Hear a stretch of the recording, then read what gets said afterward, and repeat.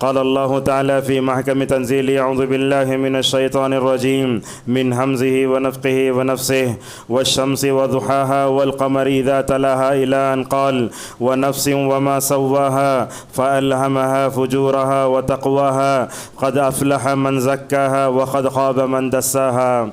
وقال تعالى أرأيت من اتخذ إلهه هواه. روى مسلم عن زيد بن أرقم قال قال رسول الله صلى الله عليه وسلم كان بهذا الدعاء اللهم آتي نفسي تقواها وزكها أنت خير من زكاها أنت وليها ومولاها أو كما قال عليه الصلاة والسلام. معزز حاضرین، بزرگوں، نوجوان دوستوں اور اسلامی ماں اور بہنوں، آج کے خطبہ جمعہ میں نفسانی خواہشات کی تباہ کاریاں اس عنوان سے انشاءاللہ چند باتیں ہم آپ کے سامنے رکھیں گے. نفسانی خواہشات کا مطلب کیا ہوتا ہے؟ انسان اپنا نفس کا غلام بن جاتا ہے، نفس جیسے بولتا ہے ویسے سنتا ہے. اور خصوصاً آج دیکھتے ہیں آج کے دور میں ہم جو ہے اللہ کی عبادت کرتے ہیں نظر آتا ہے، مگر دیکھتے ہیں اللہ کی عبادت سے بڑھ کر کہیں ہم اپنے نفس کے غلام بنے ہوئے ہیں. تو آج کے خطبے میں ہم بتائیں گے کہ نفسانی خواہشات کیا ہوتے ہیں، انسان کیوں نفسانی خواہشات کے پیچھے پڑتا ہے، نفسانی خواہشات کے پیچھے پڑنے کے اسباب کیا ہیں، اس کا علاج کیا ہے، اور انسان کیسے اپنے نفس کی شرارتوں میں آ کر تباہ ہوتا ہے. انشاءاللہ یہ ساری باتیں ہم آپ کے سامنے رکھیں گے.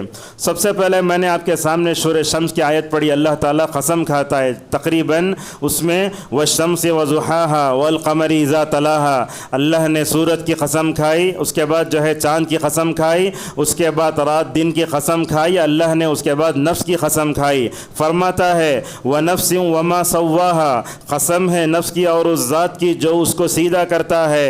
فَأَلْهَمَهَا فُجُورَهَا وَتَقْوَاهَا، اللہ تعالیٰ نے انسانی نفس میں برے خیالات بھی جو ہے ڈالے ہیں اور اچھی باتوں کو بھی ڈالا ہے. علامہ ابن کثیر رحمہ اللہ آج کی تفسیر میں کہتے ہیں خلقها سویۃ مستقیمۃ علی الفطر القیمہ، اللہ تعالیٰ نے انسان کو کیا بنایا؟ انسان کو صاف بنانے کے ساتھ ساتھ اس کے نفس کو بھی صحیح کہا ہے. اب جانتے ہیں اللہ تبارک و تعالیٰ نے ہر ایک میں خواہش رکھی ہیں، چاہے انسان ہو یا جانور ہو. مگر آپ جانتے ہیں جانور کیا کرتا ہے؟ اپنے زندگی کا مقصد وہی سمجھتا ہے، جیسا کہ اللہ تبارک و تعالیٰ جو اس دنیا میں رہ کر خواہشات کے پیچھے پڑ جاتے ہیں، اللہ ان کو تو جانوروں کی جو ہے تو مثال دے کر بیان کرتا. کہا یأکلون کما تاکل الانعام والنار مثوی لہم، لوگ تو اپنے زندگی کا مقصد کھانے پینے کو سمجھ چکے ہیں، جیسے جانور کھاتا ہے پیتا ہے ایسے ہی کھاتے ہیں. اس کے بعد اللہ تبارک و تعالیٰ نے اس آیت میں ایک بات یہ کہی کہ اللہ تبارک و تعالیٰ نے انسان کے نفس میں بھلائی کو بھی ڈالا ہے، برائی کو بھی ڈالا ہے. اب سوال پیدا ہوتا ہے کہ کیا برائی ہے جو کہ اللہ اس کو پیدا کرنے والا ہے؟ کیا ہاں، برائی کو پیدا کرنے والا اللہ ہی ہے، مگر اللہ نے انسان کو عقل دی ہے، کیا خیر ہے کیا شر ہے، کیا بھلائی ہے کیا برائی ہے، جنت کے جو ہے اسباب کیا ہیں، جہنم کے اسباب کیا ہیں، سب انسان جانتا ہے. علامہ ابن القیم رحمہ اللہ فرماتے ہیں جیسے اللہ تعالیٰ نے انسان کو سر کے جو ہے تالو سے لے کر تلوے تک صحیح بنایا، اسی طریقے سے اللہ تبارک و تعالیٰ نے انسان کے اندر نفس بھی رکھا. آپ جانتے ہیں اس دنیا میں علماء بہت ہیں، مگر باریکی کے ساتھ بیان کرنے والے علماء بہت کم ہوتے ہیں. ہم کیا سمجھتے ہیں؟ نفس 3 طرح کا ہوتا سمجھتے ہیں، نفس ایک ہے. اب بتائیے جتنے لوگ بیٹھے ہیں آپ لوگوں کو دل ایک ہے، 2 ہیں؟ ایک ہے. نفس بھی ایک ہوتا ہے مگر 3 حالتوں سے گزرتا ہے. کبھی کیا ہوتا ہے؟ مطمئنہ بن جاتا ہے. کیا مطلب مطمئنہ کا؟ مطمئنہ کا مطلب یہ ہے کہ وہ نفس اللہ پر ایمان لاتا ہے، سکون ملتا ہے، وہ بھلائی کے کام کرتا ہے تو ماشاءاللہ کیا ہوتا ہے؟ سکون حاصل ہوتا ہے. اور یاد رکھیے اس دنیا میں انسانی نفس کو سکون پہنچانے والی سب سے بہترین چیز عقید توحید ہے. جن کی زندگی میں توحید آ جائے، جس کی زندگی میں توحید آ جائے، اس کی زندگی اس جنت میں جانے سے پہلے اس دنیا کی زندگی کو اللہ جنت بنا دیتا ہے. اسی لیے کہا الذین آمنوا ولم یلبسوا ایمانہم بظلم اولئک لہم الامن وہم مہتدون، جو لوگ دنیا میں ایمان لائے، ایمان لانے کے بعد نہ شرک کیا، نہ کفر کیا، نہ ریاکاری کی، نہ دکھاوا کیا، ایسے لوگوں کو اللہ خوشخبری دیتے ہوئے فرماتا ہم لوگوں کو دنیا میں امن دیں گے اور آخرت میں ہدایت کی دولت سے سرفراز فرمائیں گے.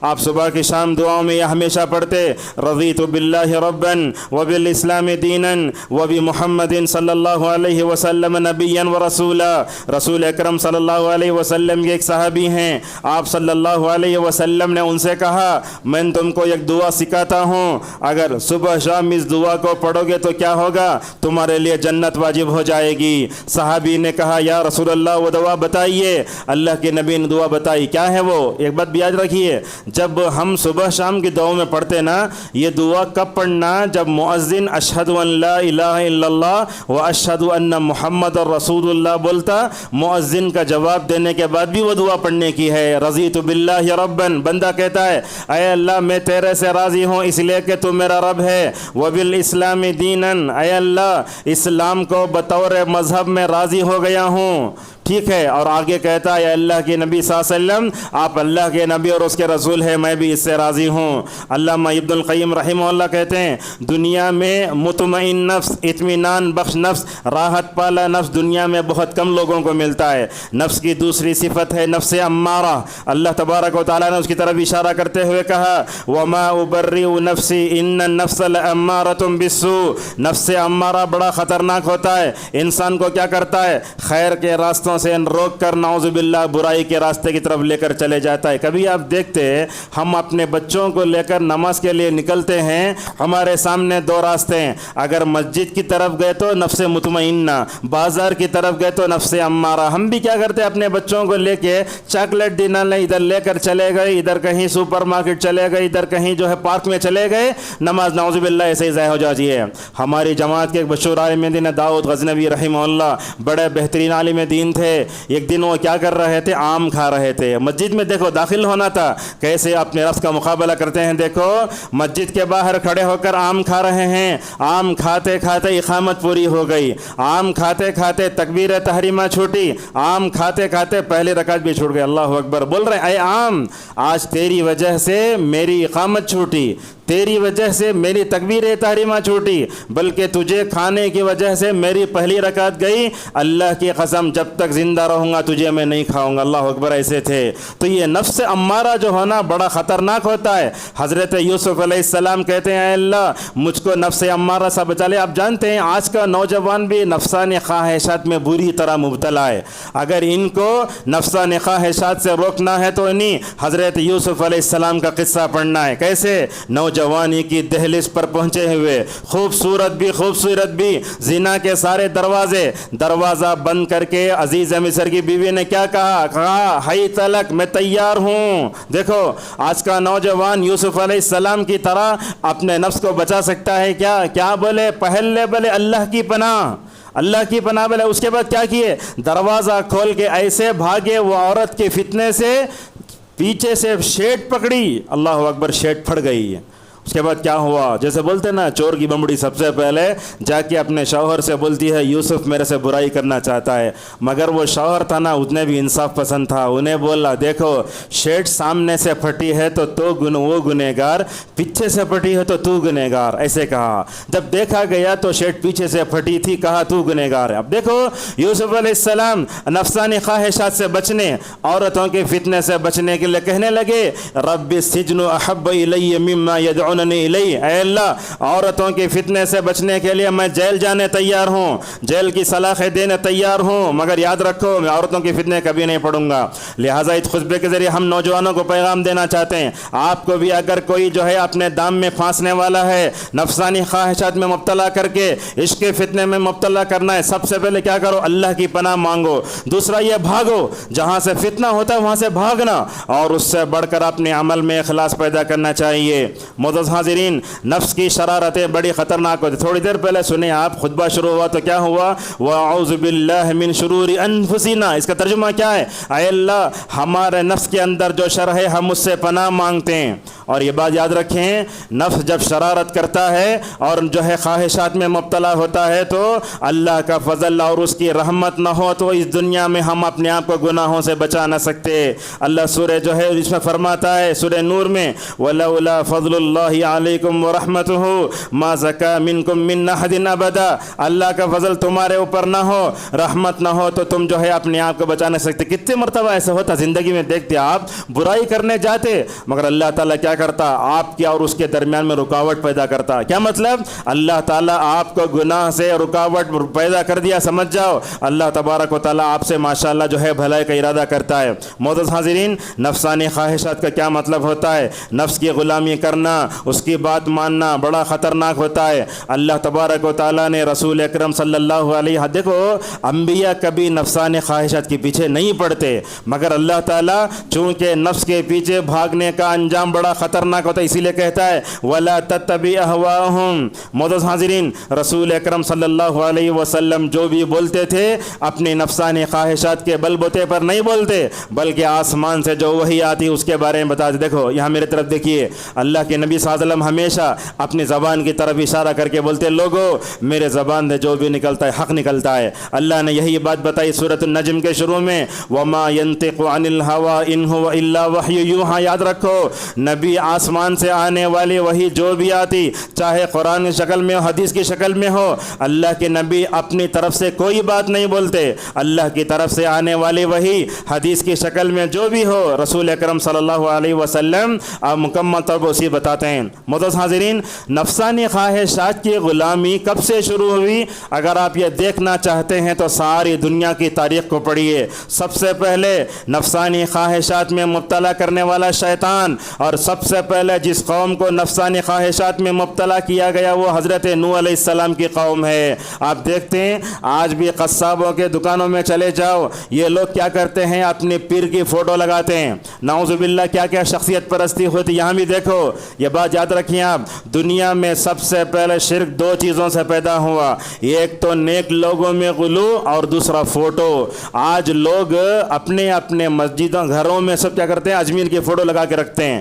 جتنے قصاب ہوتے ہیں توحید پرستوں کے علاوہ اکثر دیکھتے ہیں اس میں سے بدعتی ہوتا ہے، فراڈ ہوتا ہے، یا تو جو ہے وہ خبر پرست ہوتا ہے۔ اب پتہ نہیں وہ اللہ کا نام لے کے ذبح کرتے یا کرتے نہیں معلوم، اگر قصاب بھی توحید پرست تو ماشاءاللہ بہت اچھا ہے، ورنہ ہو تو ہم دیکھتے ہیں پتہ نہیں کس نام پہ ذبح کرتے ہم نہیں جانتے ہیں۔ لہٰذا شیطان گیا جا کے بولا نیک لوگوں کی فوٹو بناؤ، فوٹو لے کر اپنے سامنے رکھنے لگے، جب مر گئے تو اس کی پوجا شروع ہو گئی۔ اللہ تعالیٰ ان کے نام بھی ذکر کرتا ہے وَقَالُوا لَا تَذَرُنَّ آلِهَتَكُمْ وَلَا تَذَرُنَّ وَدًّا وَلَا سُوَاعًا وَلَا يَغُوثَ وَيَعُوقَ وَنَسْرًا، یہ سب پورے بتوں کے نام۔ لہٰذا کیا معلوم ہوا دنیا میں سب سے پہلے کفر و شرک کی بنیاد پڑی، اس کے پیچھے دو سبب تھے، ایک تو خواہشات کی غلامی اور ساتھ میں نیک لوگوں میں غلو کرتے ہوئے فوٹو کی وجہ سے بھی ہلاک ہوئے۔ آپ جانتے ہیں یہودی بھی نفسانی خواہشات کا شکار ہوئے، اللہ تعالیٰ نے حضرت موسیٰ علیہ السلام پر جو کتاب اتاری توریت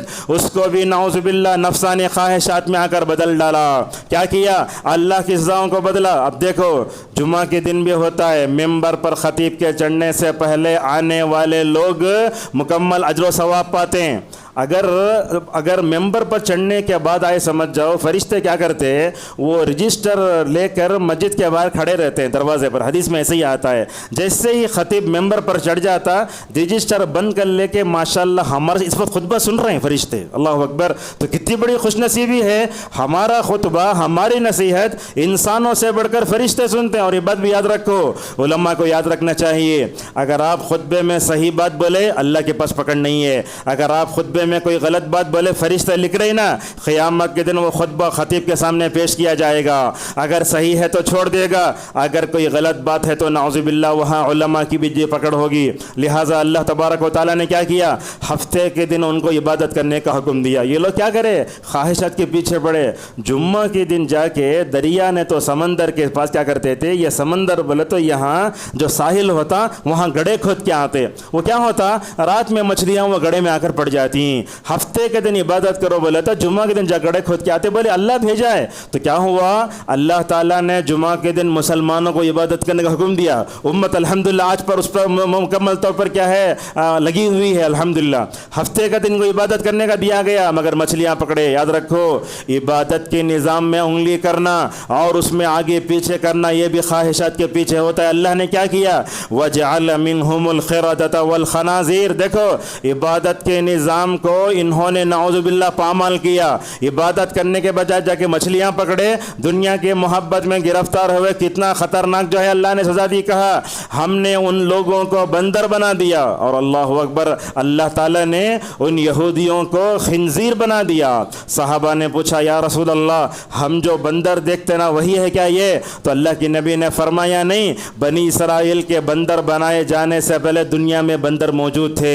معزز حاضرین، جو لوگ جمعہ کو نفسانی خواہشات کے پیچھے پڑ کر دیر سے آتے ہیں، دیکھتے ہیں جمعہ کے دن جو ہے دکان بند کرنے دل نہیں بولتا، بولتے گراہک بہت ہیں. بات یاد رکھو، جمعہ کے دن جو بندہ اپنے نفس کو کچل کر کے اللہ تعالیٰ کی عبادت کی خاطر ثواب پانے کے لیے کیا کرتا ہے؟ دکان بند کرتا ہے، تو ہوگا کیا معلوم؟ اللہ فرماتا یاد رکھو رزق کے بارے میں پریشان نہ ہو. یاد رکھو اللہ تعالیٰ ماں کے پیٹ میں تو رزق دیا کہ تو دنیا میں آنے کے بعد نہیں دے گا کیا؟ لہٰذا رزق کے واسطے پریشان ہو کر انسان جمعہ کا ثواب کھو دے.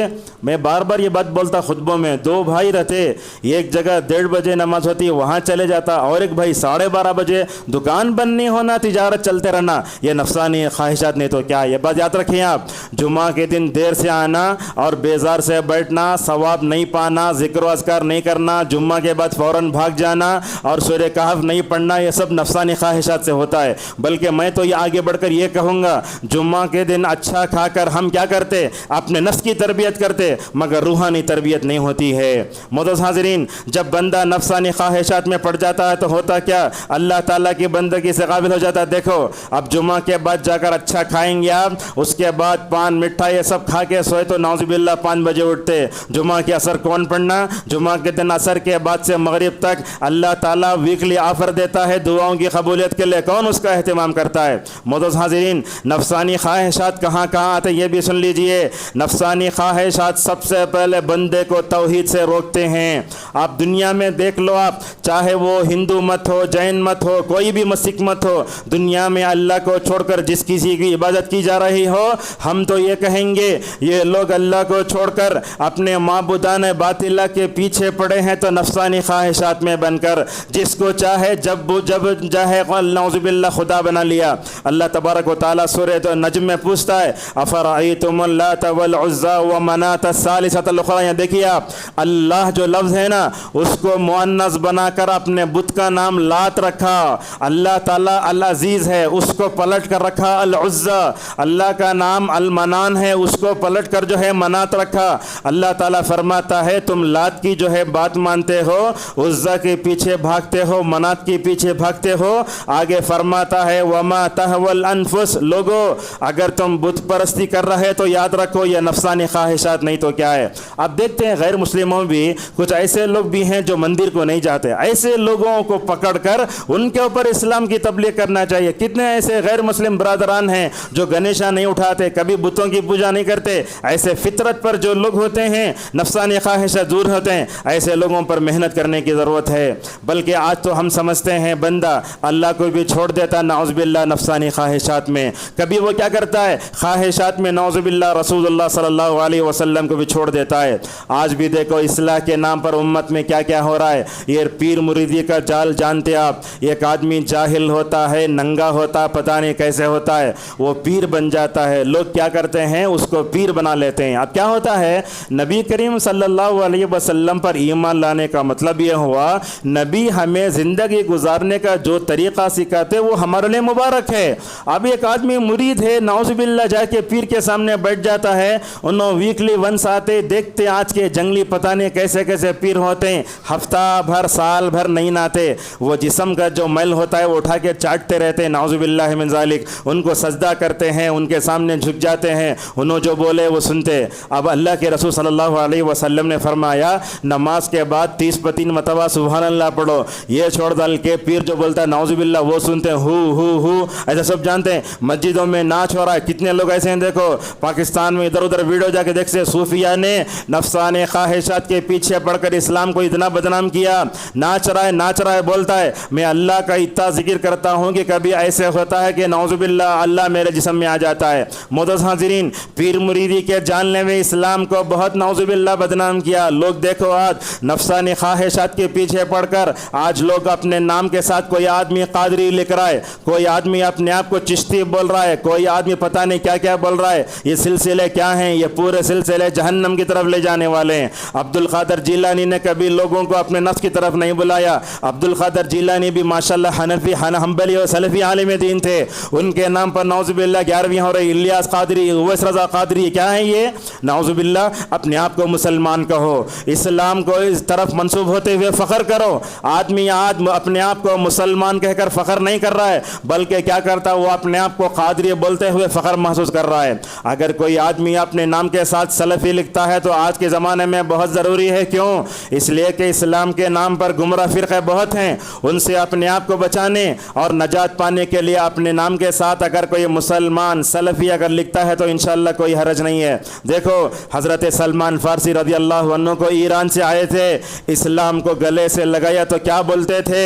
انا سلمان ابن اسلام، لوگوں میں اسلام کا بیٹا ہوں، لہٰذا اسلام ہمارا مذہب ہے، نبی صلی اللہ علیہ وسلم ہمارے آئیڈیل ہیں. صحابہ کے نقش قدم کو چھوڑ کر کے یہ پیروں کے مرشدوں کے نام پر جا کر آج نعوذ باللہ اتباع ہوا نفسانی خواہشات ہو رہے ہیں. اور ایک بات آپ کو بتاتا ہوں میں، کبھی اپنی عورتوں کا کاملوں کے چکر میں مت پڑا. ہوتا کیا ہے آج عامل کامل بچے دینے کے نام پر، علاج کرانے کے نام پر نعوذ باللہ ہماری خواتین کی عزتیں لوٹ رہا ہے. یہ نفسانی خواہشات نہیں تو کیا ہیں؟ معزز حاضرین، یہ خبر پرستی، یہ عروس، یہ تمام اسی کا نعوذ باللہ ہوتا ہے. اسی طریقے سے نفسانی خواہشات کبھی آخرت پر ایمان لانے کا میں رکاوٹ بن جاتے ہیں. آپ اگر نوجوانوں کو پوچھیں آپ آخرت پر ایمان ہے کیا؟ کبھی قبر میں ہونے والے سوالات جانتے کیا؟ کیا کبھی تمہیں معلوم کیا قیامت کے دن کتنے مرتبہ سور پھونکا جائے گا؟ کیا ہوگا؟ کچھ بھی نہیں معلوم ہے نعوذ باللہ. لہٰذا اللہ تعالیٰ فرماتا ہے ان الساعۃ آتیۃ نکاد اخفیھا، آگے کہا فلا یصدنک عنھا من لا یؤمن بها واتبع هواه فتردی.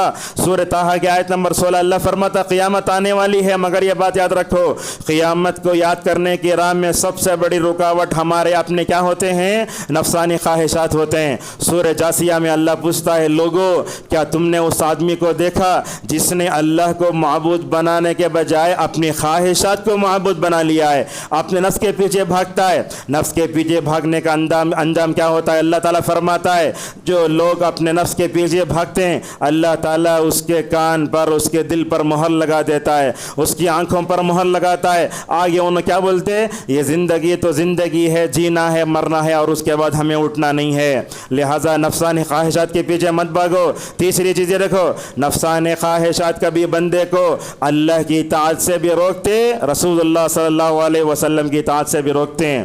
شادی ہوئی، کبھی سنے کہ آپ جس رات شادی ہوتی دوسرے دن وہ جو دولہا ہے مسجد میں نظر آتا کیا؟ سوال ہے.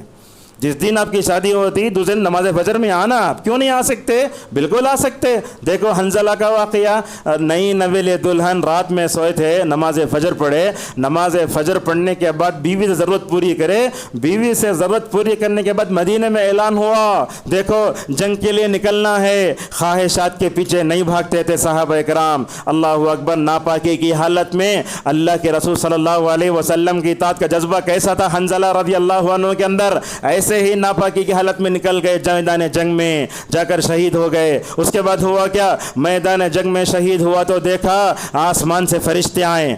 اللہ کے نبی صلی اللہ علیہ وسلم نے احد کے میدان میں حنظلہ کی لاش کو دیکھا تو کہا یہ کیا فرشتے آئے؟ تو فرشتے کیوں آئے؟ آپ نے ان کی بیوی کو بلا کر پوچھا تو ان کی بیوی نے کہا اے یا رسول اللہ، نماز فجر پڑھنے کے بعد میرے شوہر میرے ضرورت پوری کرے، نہانے کا موقع نہیں ملا. اللہ اور اس کے رسول صلی اللہ علیہ وسلم کی دعوت پر لبیک کرنے اسی لیے آ گئے. آپ نے فرمایا فرشتوں نے ان کو نہلایا اور ماشاءاللہ ان کے جنازے میں آسمان سے جو ہے فرشتے مکمل طور پر جو ہے حاضری کے لیے آئے. اللہ فرماتا ہے فَإِن لَّمْ يَسْتَجِيبُوا لَكَ فَاعْلَمْ أَنَّمَا يَتَّبِعُونَ أَهْوَاءَهُمْ. یاد رکھو اللہ اور اس کے رسول کی اطاعت کرنے میں ان نفسانی خواہشات بھی کبھی رکاوٹ بن جاتے ہیں. ایک مثال میں ہمارے معاشرے سے آپ کو دیتا ہوں.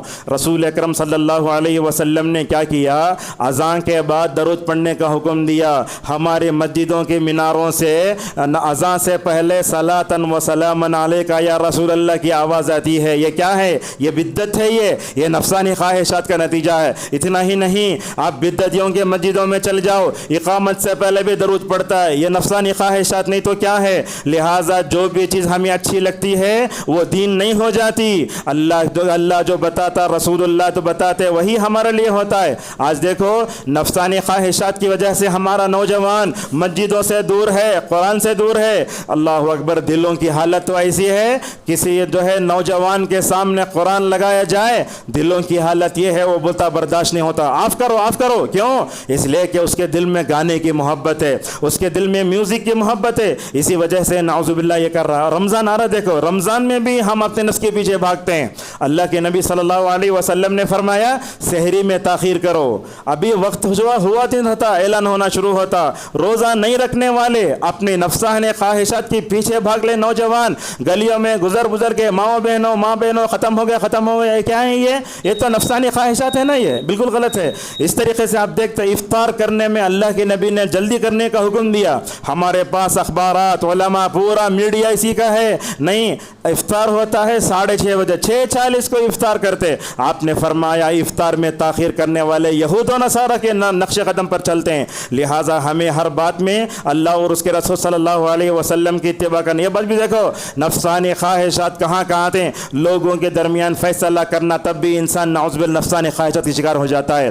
رسول اکرم صلی اللہ علیہ وسلم کے زمانے میں فاطمہ نامی ایک عورت نے چوری کی۔ اللہ اکبر، کیا عدل ہے یہ! آپ صلی اللہ علیہ وسلم نے فرمایا لو سرقت فاطمہ بنت محمد لقطعت یدہا۔ لوگوں یاد رکھو، بنو مخزوم کی ایک عورت فاطمہ نے چوری کی، میں اس کو نہیں چھوڑوں گا، اگر میری بیٹی فاطمہ بھی اگر چوری کرتی تو میں اس کا ہاتھ کاٹتا۔ لہٰذا علماء کو، قاضیوں کو، جو بھی علماء ہوتے جب بھی فیصلہ کرتے نفسانی خواہشات کے پیچھے نہیں بھاگنا چاہیے۔ اللہ فرماتا ہے وَأَنِحْكُمْ بَيْنَهُمْ بِمَا أَنزَلَ اللَّهُ وَلَا تَتَّبِعْ أَهْوَاءَهُمْ۔ اور اب جانتے داؤد اور سلیمان علیہ السلام انبیاء بنی اسرائیل کے بڑے عظیم پیغمبر ہیں۔ داؤد علیہ السلام جب جو ہے بکریوں کے فیصلے میں کر رہے تھے، ذرہ آگے پیچھے ہوئے، اللہ تنبیہ فرماتا ہے داؤد کو وَلَا تَتَّبِعْ الْهَوَىٰ فَيُضِلَّكَ عَنْ سَبِيلِ اللَّهِ۔ معزز حاضرین، آج بھی اتباع ہوا کا شکار ہوتے ہیں۔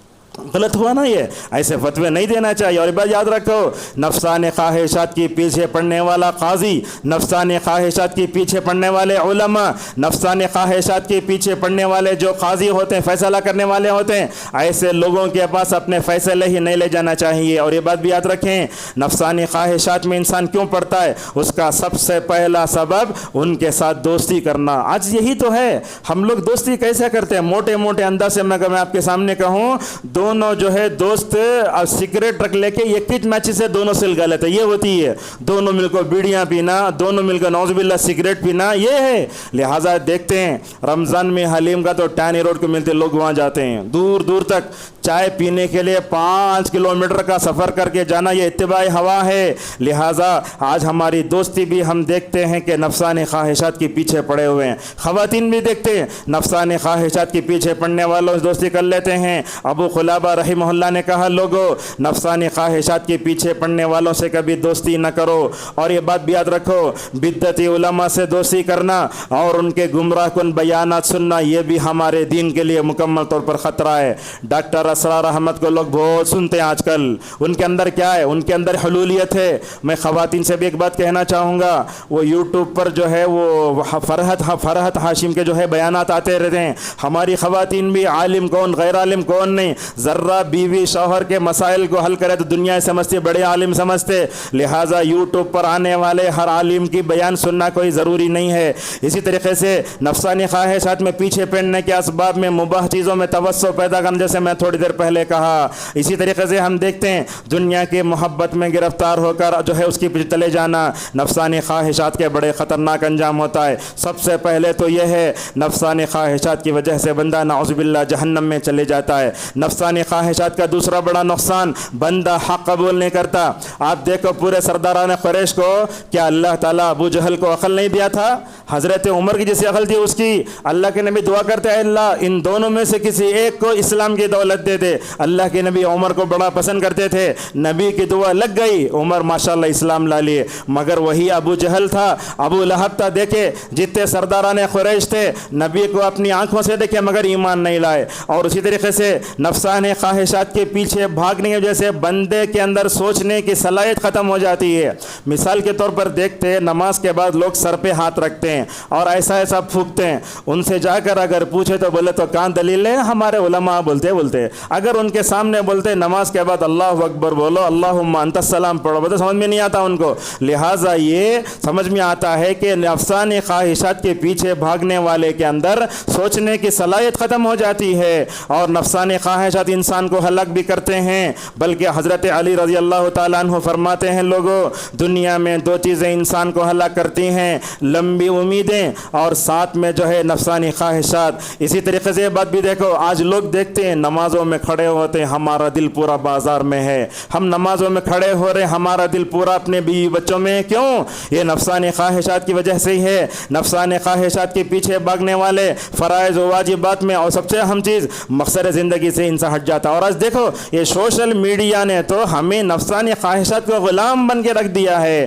آج دیکھتے اذان ہوتے رہتی، لوگ اذان کا جواب دیے بغیر موبائل دیکھتے رہتے ہیں۔ بڑے بڑے لوگوں کو ہم نے ایئرپورٹ میں دیکھا، دادا نانا کی عمر ہو گئی ہے، انٹرنیشنل فلائٹ ہے، کیا وہ تھوڑی دیر میں اللہ کا ذکر نہیں کر سکتے؟ ونعوذ باللہ وہ ہم گیم کھیلتے بیٹھے رہتے ہیں۔ نفسانی خواہشات سے انسان نعوذ باللہ کتوں کی طرح ہو جاتا۔ اللہ تعالیٰ فرماتا ہے وَاتَّبَعَ هَوَاهُ كَمَثَلِ الْكَلْبِ، اگر اپنے آپ کو نفسانی خواہشات سے اگر بچانا چاہتے ہیں تو کیا کرنا؟ سب سے پہلے اسے پناہ مانگنا۔ اور یہ بات یاد رکھو، آج لوگ بولتے کیوں بھائی ہم لوگ غیر مسلموں سے جہاد نہیں کرنا؟ ان لوگوں سے ہم کہنا چاہیں گے سب سے پہلے اپنے نفس سے جہاد کرنا سیکھو، یہ سب سے اہم ہے۔ نماز فجر کے لیے تمہیں جو اوڑھ کر سوتے نا بلینکٹ، وہ اٹھا کے پھینک کے نماز کے لاؤ، یہ سب سے بڑا جہاد ہے۔ صحابہ کرام کو دیکھتے آپ، اللہ کے نبی صلی اللہ علیہ وسلم کے صحابہ اپنے نفس سے جہاد کر کے کامیاب ہو گئے تو ماشاءاللہ اللہ تعالیٰ نے ان کو کیا کیا؟ دشمنوں پر بھی غلبہ عطا کیا۔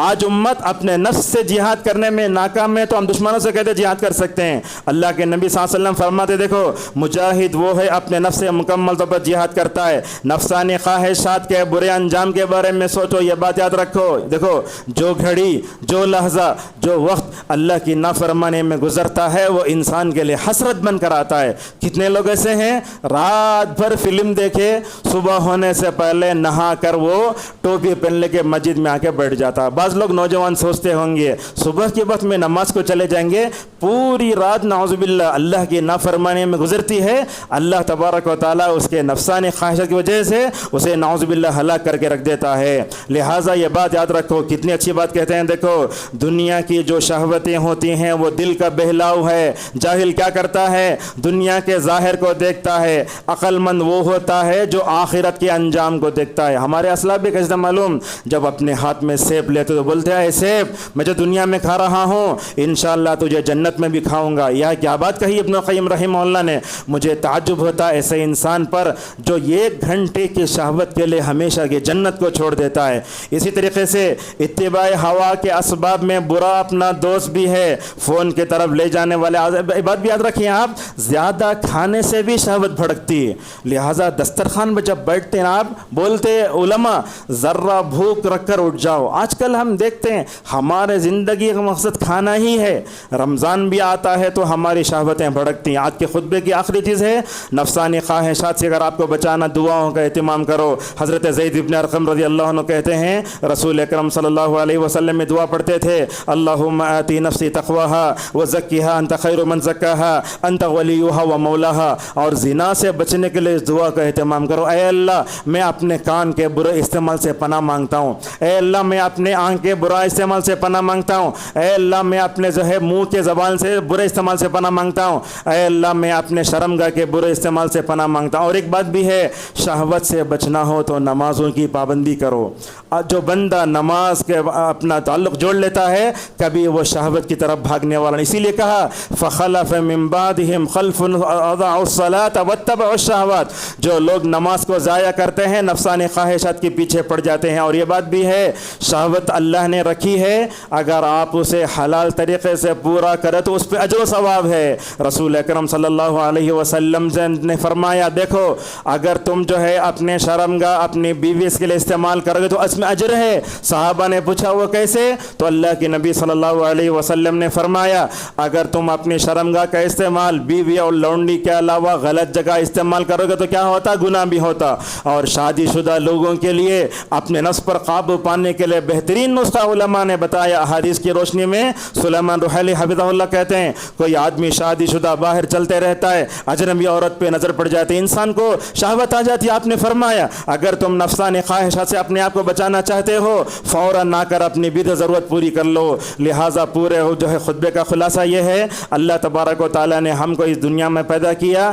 اللہ تعالیٰ نے انسان میں جانوروں میں ہر طرح کی شہوت اور نفسانی خواہشات رکھے ہیں مگر اس کو جائز طریقے سے پورا کرنا چاہیے. اللہ تعالیٰ نے ہم کو نفسانی خواہشات کو پورا کرنے کا دنیا میں نہیں بھیجا. ہماری زندگی کا مقصد اللہ تبارک و تعالیٰ کی عبادت ہے. جو آدمی اللہ کو چھوڑ کر اپنے نفس کا غلام بن جاتا ہے اس کی دنیا بھی اجڑ جاتی ہے, برزخی زندگی اجڑ جاتی ہے اور آخرت زندگی بھی نعوذ باللہ اجڑ جاتی ہے. اللہ تبارک و تعالیٰ سے ہماری دعا ہے اللہ تعالیٰ ہم سب کو اپنے نفسوں کی اصلاح کرنے کی توفیق عطا فرمائے. اللہ تعالیٰ ہم سب کو نفس کی جو بھی شرارتیں ہیں اللہ تمام شرارتوں سے ہماری حفاظت فرمائے. اللہ تعالیٰ ہم کو اپنے نفسوں کی اصلاح کرنے میں اللہ کا جو طریقہ نبی کا طریقہ اسلاف کا طریقہ ہے ان طریقوں کو اپنا توفیق عطا فرمائے. اللہ تعالیٰ امت کو یہ پیر مرشدی کے فتنے سے محفوظ فرمائے. اللہ تعالیٰ ہم سب کو قرآن مجید کی تلاوت ذکر و اذکار اور صحیح وسائل و ذرائع سے اپنے نفس کا تزکیہ توفیق عطا فرمائے. آمین. وآخر دعوانا الحمد للہ رب العالمین.